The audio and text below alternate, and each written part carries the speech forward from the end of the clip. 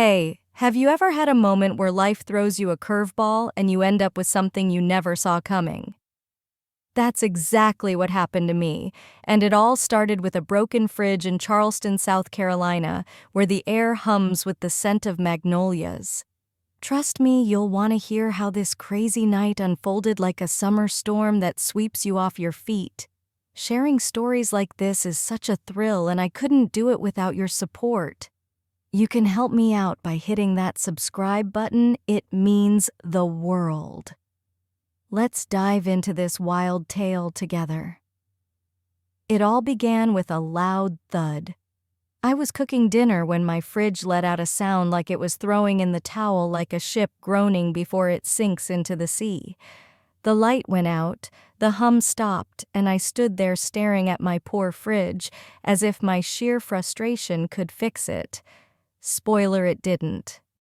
I grabbed my phone and started searching for repair services, but every number I called quoted an outrageous price, $300 just to show up. I muttered, hanging up on the last one, my irritation bubbling like a low-country boil. I was about to toss everything in the fridge and call it a day when a gentle knock at the door interrupted me. It was my neighbor William, a quiet man who carried the wisdom of the tides in his eyes. You know, the type reserved but always greeting you with a warm smile like the glow of a lantern on a foggy Charleston night. He looked older, maybe in his late 50s or early 60s, with silver hair and hands that seemed straight out of a craftsman's poster, calloused yet steady, telling stories of a life well worked. Heard some commotion. "Everything okay?" he asked, leaning casually against the doorframe, his voice calm like a breeze off the harbor. "My fridge just gave up on me," I said, gesturing him inside my shoulders, slumping like a sail without wind. "And it's gonna cost a fortune to fix." He glanced at the fridge, then back at me with a thoughtful look, his eyes crinkling like the edges of an old nautical map. "Mind if I take a look? I've fixed a few appliances in my day." I hesitated. After all, I didn't want to impose, but his earnest demeanor made it hard to say no. "Sure," I said, stepping aside, my curiosity piqued like a sailor spotting land after a long voyage. He didn't waste time grabbing his tools and getting to work, his movements as precise as a shipwright carving a mast. I stood back, pretending to clean the kitchen, but really I was watching him. There was something about the way his hands moved, confident, steady, precise, like a conductor guiding an orchestra of metal and wires. His sleeves were rolled up to his elbows, revealing strong forearms marked with faint scars from past projects, each one a badge of his quiet resilience. As he bent to check the fridge's wiring, his broad shoulders shifted under his shirt, the fabric stretching in ways that were frankly distracting, like a tide pulling my gaze despite myself. "Looks like a wiring issue," he said, glancing at me with a small smile, his eyes catching the kitchen light like polished sea glass. "Won't take long." I nodded, but my heart skipped a beat, a flutter I hadn't felt in years. I blamed the heat in the kitchen, or maybe the glass of wine I'd poured earlier, but every time he leaned closer to the fridge, my cheeks felt warmer, like the glow of a sunset over the Ashley River. When he finished, the sun had dipped below the horizon, casting a warm glow through the window, bathing the room in hues of amber and honey. He wiped his hands on a rag and turned to me with a triumphant smile. "Should be good as new now." "Thank you," I said, genuinely grateful, my voice soft as the evening breeze. "I don't know how to repay you." He waved me off. "Just happy to help." I glanced at the clock. It was late. "Why don't you stay for dinner?" I said, hesitating for a moment, my heart daring me to step into uncharted waters. "It's the least I can do." His eyebrows lifted, a flicker of surprise in his eyes, but he nodded. "If it's not too much trouble, I'd love to."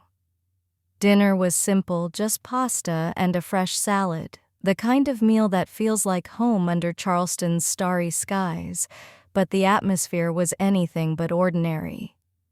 We laughed and talked, his deep voice weaving stories of woodworking and his quiet life next door, each word like a note in a soulful low-country melody.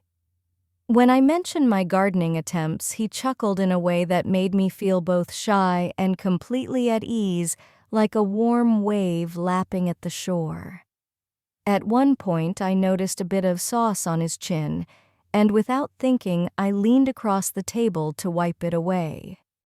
The moment my fingers brushed his skin, the air seemed to shift heavy with an unspoken tension, like the hush before a summer storm. As we cleared the dishes, his hand brushed mine just enough to send a spark up my arm like a jolt of lightning across a calm sea. I glanced at him, my breath catching, as I noticed his sleeves still rolled up, revealing those strong forearms etched with the quiet strength of a man who builds with his hands. His hands were rough, but spoke of experienced hands that could fix my fridge, and now seemed to have an entirely different purpose, stirring something deep within me. "You're staring," he said, his voice teasing a playful glint in his eyes like sunlight on water. "And if I am," I shot back, emboldened by the faint scent of wine and the magnetic energy between us like a current pulling me closer. His lips curved into a slow smile, like the first light of dawn on the horizon, warm and promising.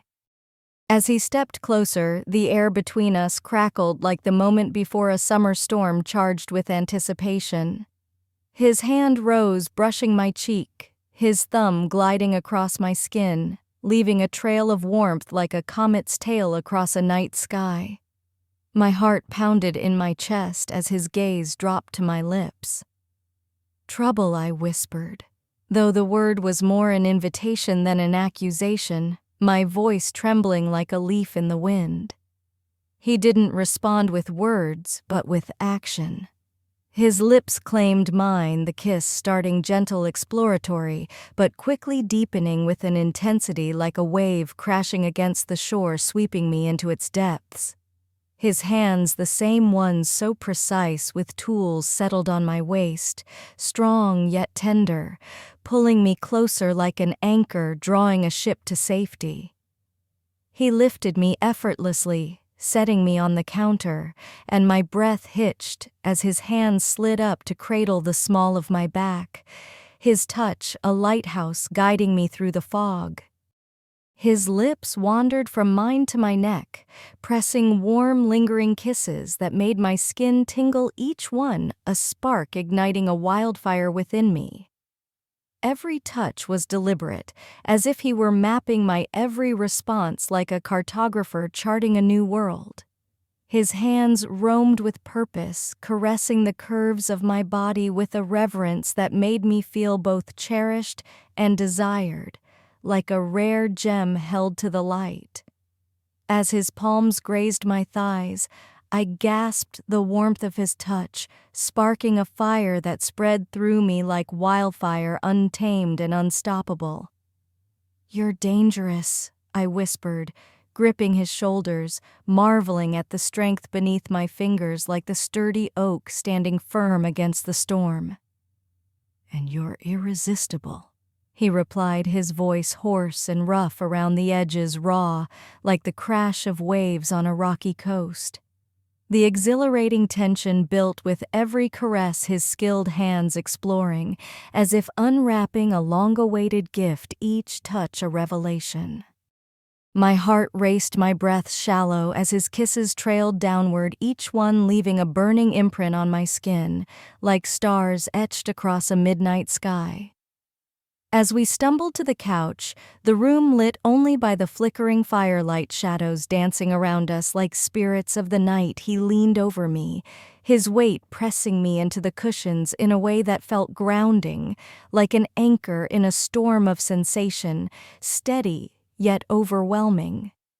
His lips returned to mine, but his hands, oh, his hands were everywhere. gliding down my sides, tracing my curves with a precision that made my body hum like a finely tuned instrument, resonating with every touch.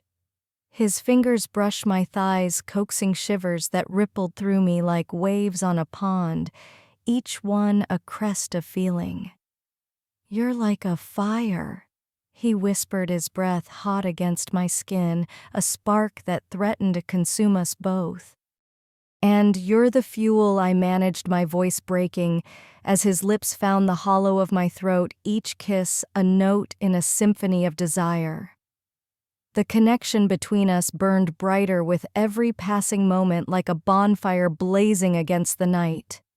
I lost track of time as he drew waves of pleasure from me, each peak leaving me trembling and breathless like a ship riding the crest of a storm. His touch pressed against me, a reminder of his strength, and the fire simmering just beneath the surface, a force as powerful as the tides. His energy was astonishing for a man his age, his movements unhurried but purposeful, like a craftsman shaping a masterpiece, savoring every moment. His touch moved with precision, eliciting a symphony of gasps and shudders from me, each note building to a crescendo.